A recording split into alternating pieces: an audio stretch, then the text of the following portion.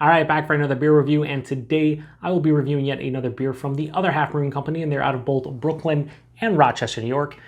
This is their Escapist Daydream. So they're calling this a Painkiller cocktail inspired Imperial Berliner Weisse, which is basically an Imperial Berliner Weisse that is brewed with pineapple, orange, coconut, and lactose. Comes in at 8% alcohol by volume.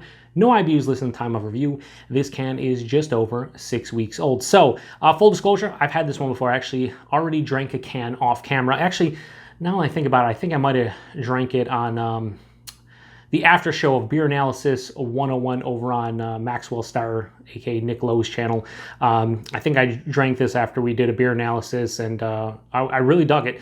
The one thing I will say about this one that I remember from drinking that, and I think when I drank that it was like a week old, maybe like 10 days old, it was really sweet. At 8%, it had a lot of sweetness, and maybe too much sweetness for some. I think I'd probably be one and done with the can based on what I was drinking then, but here we are, you know, about a month later, and I am drinking it on camera here for a review, and we'll see what's up. That's the one thing I will say about a lot of Other Half Berliner Weisses and Imperial Berliner Weisses that are fruited or have adjuncts in it. A lot of them are sweet and not really all that tart, so I'm hoping that they start releasing some Berliner Weisses that have more of a tartness or even sourness to them. Anyway, let's give it a pour. So this one pours out like a New England style IPA. That much I remember, but you can hear how much this is fizzing. Maybe not. I don't know. I'll put it next to the mic here and see if you can.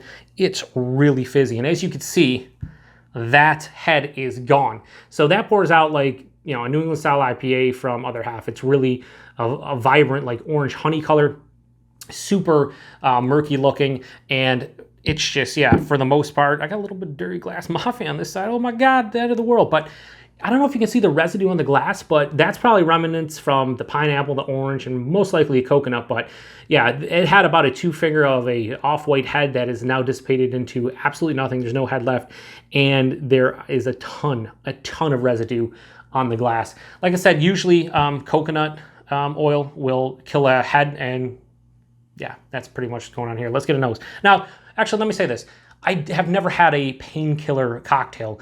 I'd imagine it includes all of those fruits. Maybe it uses like rum or something, I'd imagine, if you're using all them fruits. I don't know. I don't know what a painkiller cocktail is, but if it has all these 3 fruits in it and probably some kind of like, I don't know, cream or rum or something, then I'd imagine it's probably delicious, because that's what's going on in this one based on the ingredients. Yeah, it smells like just a tropical fruit bowl. I don't remember getting as much orange as I'm getting now. Definitely getting pineapple, getting orange, a little bit of toasted coconut, a little bit of vanilla from the lactose.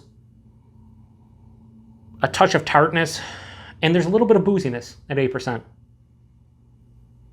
Yeah, definitely a little bit of booziness, which is a rarity for an Other Half beer. Yeah, it smells pretty good. Let's get into it. Cheers, everyone.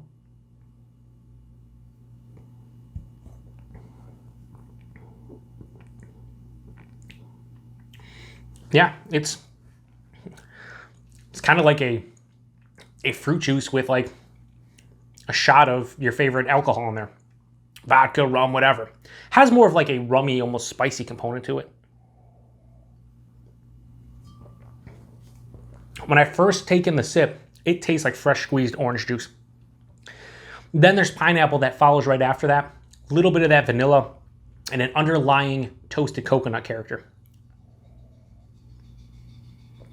Body on this one's like higher side to medium body, lower side of full body. It has a slickness on the palate. I wouldn't necessarily call it syrupy, but like there's a little bit of like an oil component. It just slick on the palate.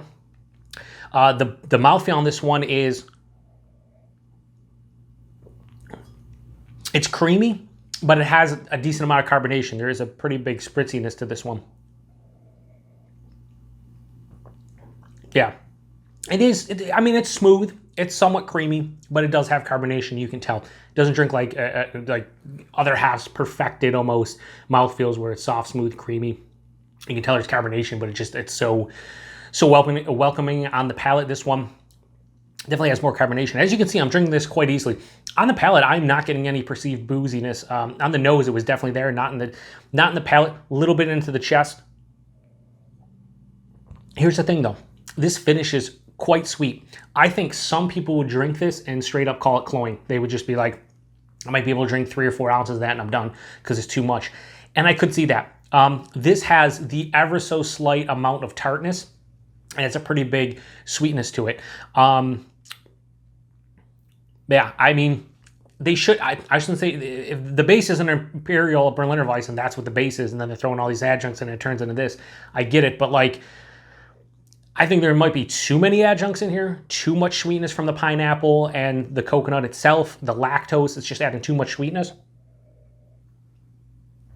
Because I love the flavors in here, and I actually like that there is a sweetness, but I want a huge, like, just a huge tartness. It doesn't have to be sour, I just want something to offset that sweetness.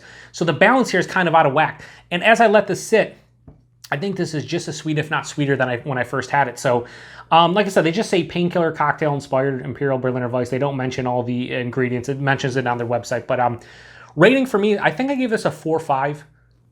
Excuse me, 4 or 5 when I first when I first drank it on Nick's Beer Analysis 101 after show. I think I gave it a 4 out of 5. I do. I can't give this a 4 out of 5. I have to drop it a quarter point. So I'm going to give Escapist Daydream from Other Half a 4.25 out of 5. If it wasn't overly sweet, and like I said, for me it's not cloying, but I will say 1 can of this, totally done. 100% done. 1 can, just I'm done. And I think the last 2 or 3 ounces might be tough for me at this point. So for somebody who doesn't like sweet beers and doesn't have a sweet tooth, I could see you just absolutely not liking this at all. Probably a couple sips and you're like, yeah, nice flavors, whatever, but way too sweet.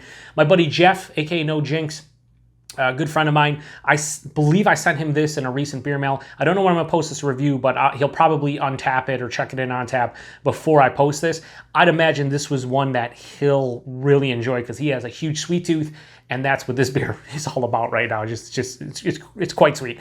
But value and availability, I think this was $20 a 4-pack when I picked it up, which, you know, $5 for an 8% Imperial Berliner Weisse with 4 different adjuncts. Yeah, that's the going rate. Is it a great value? Probably not, but I guess it's market value, so to speak. And availability, brewery only unless you live in New York State and you have a bottle shop nearby or a distributor that can get their hands on the stuff, whether they go to the go to the brewery and pick up cans, or they get, some kegs of it to have it on draft. But for the most part, brewery only.